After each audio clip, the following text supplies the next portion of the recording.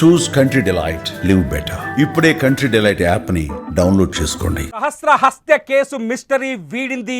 హంతకుడు ఎవరో కాదు, అదే కాలనీలో ఉండే ఒక 10వ తరగతి కుర్రాడని తేలింది. పక్కింట్లోనే ఆ కుర్రాడు ఉంటాడని కూడా బయటపడింది. ఇంట్లో 80,000 రూపాయల దొంగతనం కోసం వచ్చి అడ్డుకున్న సహస్రను అత్యంత దారుణంగా చంపేశాడని పోలీసులు కనిపెట్టారు. మొత్తానికి ఎవరైతే అనుమానితుడుగా ఉన్న 10వ తరగతి కుర్రాడున్నాడో అతన్ని అదుపులోకి రాత్రే తీసుకున్నారు. అదుపులోకి తీసుకొని విచారించి కొద్దిసేపటి క్రితమే ఎస్ఓటి పోలీసులు, కూకట్పల్లి పోలీసులు ఈ మిస్టరీని ఛేదించారు. 5 రోజుల పాటు హంతకుడి కోసం అనేక ప్రాంతాల్ని గాలించారు, అనేక మనుషుల్ని అనుమానించారు, ఇంట్లో ఉన్న వాళ్ళందరినీ విచారించారు. అయితే పక్కింట్లోనే ఈ కుర్రాడు ఉన్నాడని, ఈ 10వ తరగతి కుర్రాడు పక్కింట్లోనే ఉండేవాడని, రెగ్యులర్గా ఈ ఇంటికి వచ్చి వెళ్ళే కుర్రవాడేనని, ఈ ఇంట్లో కనిపించే కుర్రాడే కాబట్టి హంతకుడిని గుర్తించడం ఆలస్యమైందని పోలీసులు చెప్తున్నారు. 10వ తరగతి కుర్రాడు కనీసం కేవలం 15 ఏళ్ల వయసు ఉంటుంది. సహస్రతో పోలిస్తే సరిగ్గా 4-5 ఏళ్ళు పెద్దవాడై ఉంటాడు. ఈ 4-5 ఏళ్ల పెద్దవాడు 80,000 దొంగతనం చేయడం కోసం, సహస్ర ఇంట్లో దొంగతనం చేయడం కోసం వచ్చి అన్యాయంగా చిన్నారిని అత్యంత దారుణంగా వాళ్ళింట్లోనే ఉన్న కత్తితో పొడిచి చంపాడని బయటపడింది. అంతేకాదు ఈ 10వ తరగతి చదివే ఈ కుర్రాడు, అతని పేరు చెప్పడానికి లేదు, మైనర్, అతని పేరు చెప్పడానికి వీల్లేదు. అయితే అతను ఈ దొంగతనం ఎలా చేయాలనే ఒక స్కెచ్ కూడా రాసుకున్నట్టుగా తెలుస్తోంది. ఒక పేజీ మీద, ఒక పేపర్ మీద దొంగతనం, ఆ డబ్బుని ఎలా దొంగతనం చేయాలని ఒక పేజీ మీద ప్లాన్ ఆఫ్ యాక్షన్ రాసుకొని ఆ ప్లాన్ ప్రకారమే ఆ ఇంట్లో చొరబడి దొంగతనానికి ప్రయత్నించాడు. అయితే ఆ ఇంట్లో సహస్ర కూడా ఉంది, ఒక్కతే ఉందనే విషయం తెలియకపోవటం, ఇంట్లోకి చొరబడిన తర్వాత సహస్ర 11 ఏళ్ల వయసు కాబట్టి సహస్ర అడ్డుకునే ప్రయత్నం చేయడంతో సహస్రని అత్యంత పాశవికంగా 20 సార్లు చచ్చిపోయిందా అని కన్ఫామ్ చేసుకునే వరకు, చనిపోయిందని కన్ఫామ్ చేసుకునే వరకు అత్యంత దారుణంగా పొడిచి చంపినట్టు మొత్తానికి పోలీసులు బయటకు గుట్టును లాగేశారు.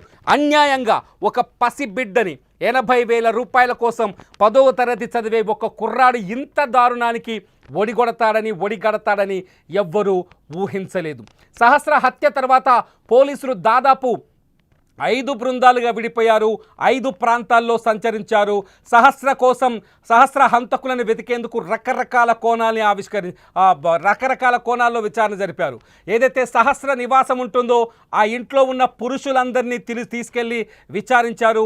కొన్ని పేర్లను కూడా బయటకు తీసుకొచ్చారు, కొన్ని రకాల కథలు కూడా వెలుగులోకి వచ్చాయి. కానీ ఇవన్నీ అబద్ధాలని, అవాస్తవాలని, కేవలం ఒక 10వ తరగతి చదువుతున్న కుర్రాడు ఈ దారుణానికి ఒడిగట్టాడని చివరికి నిర్ధారణకు వచ్చారు పోలీసులు.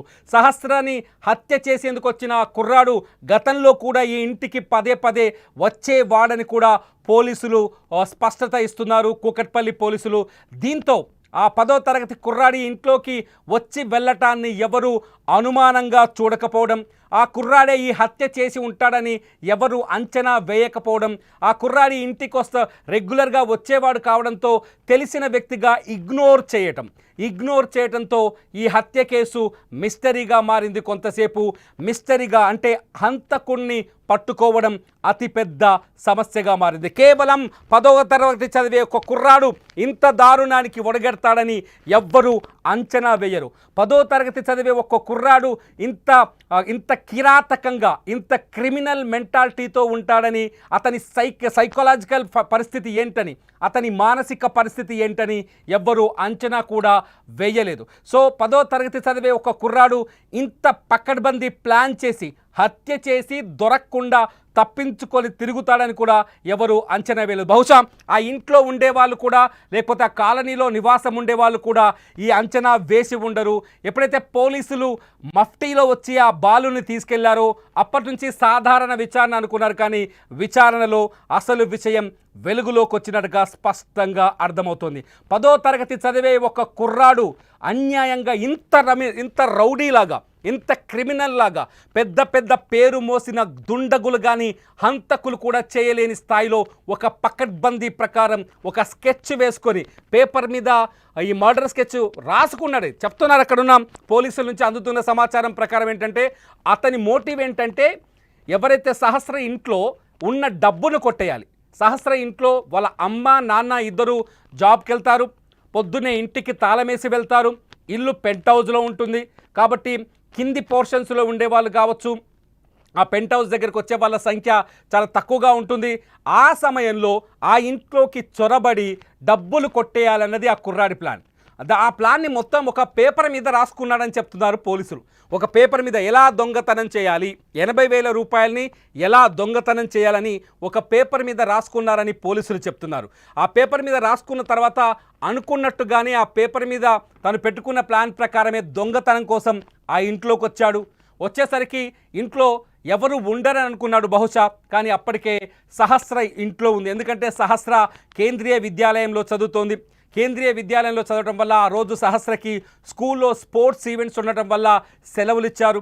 5వ తరగతి చదువుతున్న సహస్ర స్కూల్లో సెలవులు ఇచ్చారు.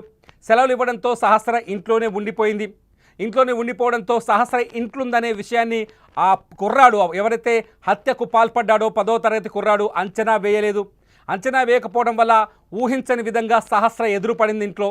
దీంతో దొంగతనం చేసే సమయానికి సహస్ర చూడటం, ఆ సహస్ర దొంగతనాన్ని అడ్డుకునే ప్రయత్నం చేయడంతో ఇష్యూ పెద్దగా అవుతుందని, విషయం బయటకు వస్తుందని భావించిన ఆ 15 ఏళ్ల కుర్రాడు, బహుశా అతని వయసు 15 ఏళ్ళు ఉంటుందని పోలీసులు ఒక అంచనాకు వచ్చారు.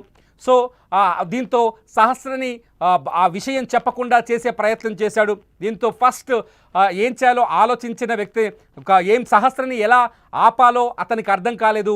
ఇంట్లో కిచెన్లోనే ఉండే కత్తిని తీసుకొని సహస్ర పైన అత్యంత పాశవికంగా దారుణంగా దాడికి దిగినట్టు తెలుస్తోంది.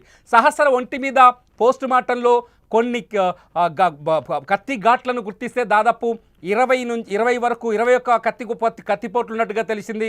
21 మెడపైనే, కేవలం మెడపైనే 14 సార్లు కత్తితో పొడిచారు. అంటే మెడ భాగంలో ఈ స్థాయిలో కత్తితో పడవడం అంటే వీలైనంత వేగంగా సహస్ర ప్రాణం తీయాలని, ఆమె ఊపిరి తీయాలని ఒక ఆవేశంలో అత్యంత దారుణంగా ఆ అబ్బాయి హంతకుడని చెప్పాలా ఇక్కడ, లేకపోతే మైనారిటీ తీరలేదు అతను, ఆ అబ్బాయి దాడి చేస్తున్నట్టుగా తెలుస్తుంది.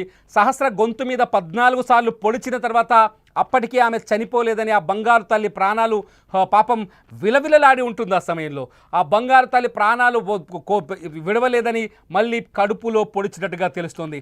సహస్ర మంచం పైనే పడిపోయింది. మంచం పైనే సహస్రని కత్తితో పొడిచి ఆమె చనిపోయిందని నిర్ధారించుకున్న తర్వాతే ఆ కుర్రాడు ఆ ఇంట్లోంచి వెళ్ళిపోయినట్టుగా పోలీసుల విచారణలో బయటపడింది. అత్యంత పాశవికమైన సంఘటన ఇది. నిజంగా ఒక 10వ తరగతి చదివే కుర్రాడు ఒక క్రిమినల్ లాగా ఆలోచిస్తాడని సమాజం ఎవ్వరూ అంచనా వేయలేం. నిజంగా ఒక్క మాటలో చెప్పాలంటే అంచనాకు అంతు చిక్కని నేరాలు జరుగుతున్నాయని చెప్పడానికి మనుషుల మైండ్ సెట్, వయస్సుతో సంబంధం లేకుండా మనుషుల మైండ్ సెట్ ఏ స్థాయిలో ఉంటుందో, ఎంత క్రిమినల్గా ఆలోచిస్తున్నారో మనుషులు ఒక్కసారి ఆలోచించవచ్చు. ఎందుకు ఒక 10వ తరగతి చదివే కుర్రాడి మనసు ఈ స్థాయిలో మారిపోవడం, ఒక హత్య చేసేంత ధైర్యం అతనిలో రావడం, ఒక అన్యాయంగా ఒక బాలిక ప్రాణం బలి తీసుకునేంత ఆలోచన అతనిలో రావడానికి కారణం ఏంటన్నది ఇప్పుడు అంతు చిక్కట్లేదు. మొత్తానికి సహస్ర హత్యకు కారణం ఒక 10వ తరగతి కుర్రాడని స్పష్టంగా అర్థమవుతుంది. కొద్దిసేపటి క్రితమే కూకట్పల్లి పోలీసులు ఈ విషయాన్ని నిర్ధారించారు. హంతకుణ్ణి నిన్న సాయంత్రమే అదుపులోకి తీసుకున్నట్టుగా తెలుస్తోంది. ఆ బాలుని తీసుకెళ్లి విచారించిన తర్వాతే పూర్తి వివరాల్ని బయట పెట్టినట్టుగా తెలుస్తుంది. బాలుని నిన్న మఫ్టీలో వచ్చి పోలీసులు ఇక్కడ నుంచి తీసుకెళ్ళినట్టుగా తెలుస్తుంది. అయితే ఎప్పుడైతే ఇక్కడ విచారణ మొదలైందో, ఎప్పుడైతే ఆ బాలుని తీసుకెళ్ళిన తర్వాత కొంత కాలనీలో కూడా కొంత చర్చ జరిగింది. ఏంటంటే అందరినీ వరుసగా విచారించడం, సహస్ర హంతకుడు దొరకపోవడంతో కొంత ఆందోళన చెలరేగింది కాలనీలో. నిన్న సహస్ర హంతకులు పైన ఎవరి ఇష్టం వచ్చిన వాదనలు వాళ్ళు చేయటం, కొంత ఎవరిని పడితే వాళ్ళని అనుమానించడంతో కొంత ఆందోళన కూడా కలిగింది. కానీ ఒక 10వ తరగతి కుర్రాడు నిజంగా ఒక హత్య చేయడానికి ఏదో ఒక రీజన్ ఉంటుంది. ఈ సహస్ర మర్డర్ని మనం చూస్తే 20 సార్లు కత్తితో ఆమె పైన దాడి చేయడంతో మనం అనుకున్నాం ఇది ఖచ్చితంగా కుట్రపూరితమైన మర్డర్ అయి ఉంటుందని చాలామంది ఎక్స్పెక్ట్ చేశారు. పోలీసులు అదే చెప్పారు.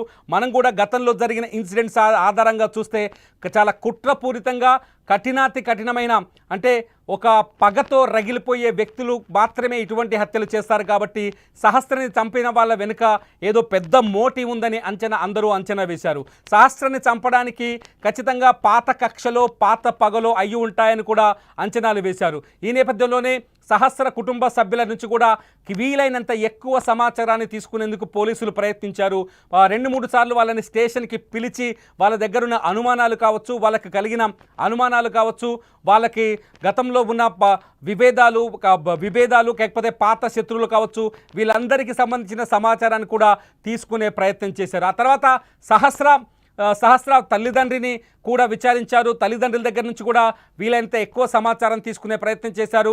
అంతేకాదు సహస్ర హత్యకు గురైన ఇల్లుంది కదా, ఆ ఇంట్లో ఉండే మనుషులని పురుషులను కూడా తీసుకెళ్లారు. కొందరు పేర్లను కూడా కొంత అనుమానించారు. ఒక దశలో కొంత అనుమానించారు. ఆ తర్వాత వారిని విచారించిన తర్వాత ఎటువంటి అనుమానాలు లేవని వాళ్ళని వదిలేశారు. అంటే సాధారణంగా ఆడపిల్లలు ఉన్న వాళ్ళు కానీ తల్లిదండ్రులు కానీ పిల్లలు కలిగిన వ్యక్తులు ఎవరు ఇటువంటి దారుణానికి పాల్పడరు. ఎదుటి వాళ్ళ పిల్లలను అత్యంత దారుణంగా చంపాలనే ఆలోచన ఎవరి మనసులో కానీ మెదడులో కానీ చేతులు రావు. ముందస్తుగా మొదట చంపాలనే ఆలోచన రాదు, దానికి చేతులు కూడా రావు. అవసరమైతే నేరం దొంగతనానికి వచ్చిన వ్యక్తి అయినట్టు దొంగతనం చేసి వెళ్ళిపోయేవాడు. కానీ ఒక 10వ తరగతి కుర్రాడి ఇలా ఆలోచించాడు. ఎలా ఆలోచించాడు? అసలు ఎటుపోతుంది సమాజం అనే ప్రశ్నలు కలుగుతున్నాయి ఇక్కడ. 10th క్లాస్ చదివే కుర్రాడు ఇంత దారుణంగా 10th క్లాస్ చదివే కుర్రాడు 15 ఏళ్ల వయసులో ఇంత దారుణంగా ఆలోచించాడంటే అతని బ్రెయిన్ ఏమనుకోవచ్చు, అతని బ్రెయిన్ ఎలా ఉందనుకోవచ్చు, ఎట్లా ఆలోచించవచ్చు. 10వ తరగతి చదివే కుర్రాడికి డబ్బులు 80,000 రూపాయల అవసరం ఏమొచ్చింది?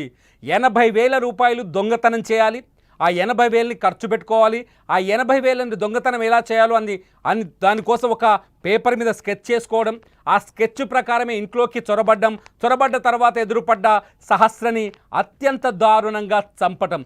ఒక మనిషిని కత్తితో పొడిస్తే చచ్చిపోతుంది అనే ఆలోచన అతనికి లేదా, లేకపోతే అతనికి ఉన్న అవసరం ముందు ఈ హత్య కూడా చాలా చిన్నదిగా కనిపించిందా?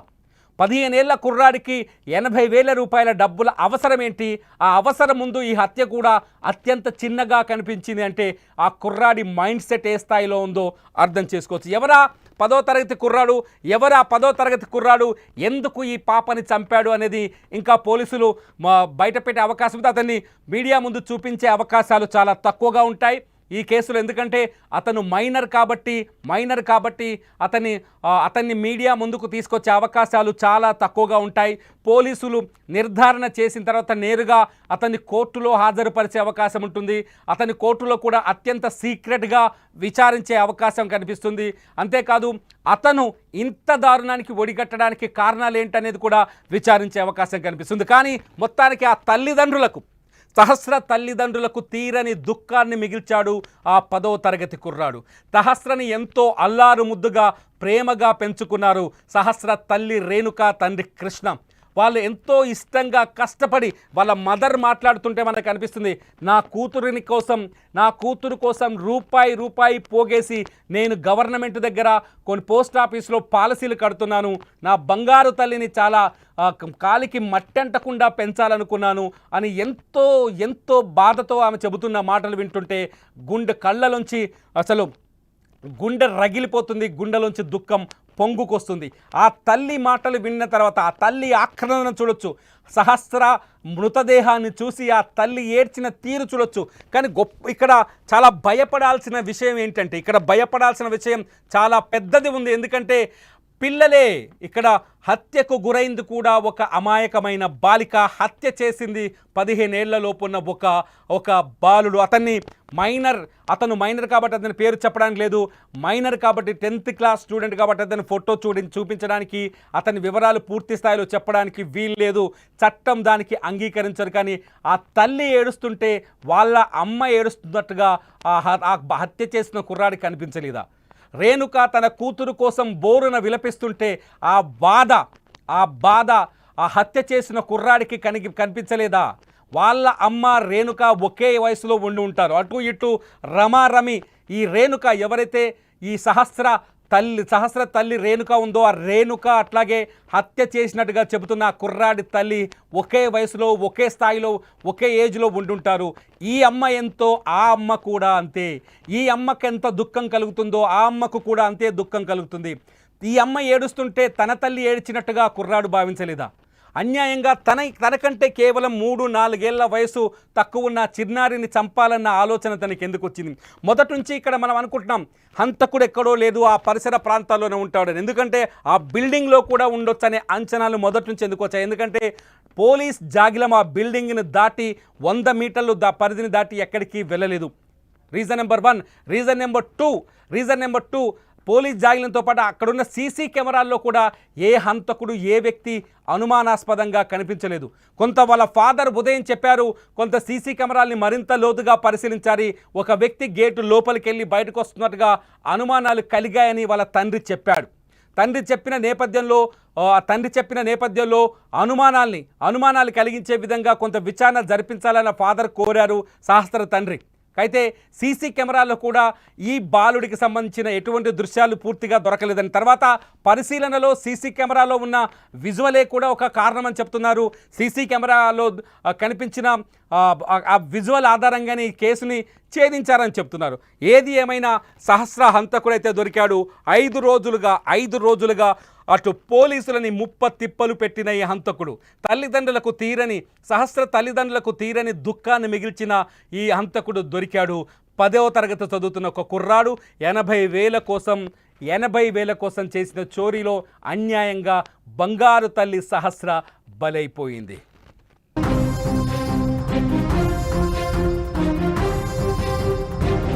సుమన్ టీవీలో మీ పర్సనల్ అండ్ బిజినెస్ ప్రమోషన్స్ కోసం కింది నెంబర్కి కాంటాక్ట్ చేయండి.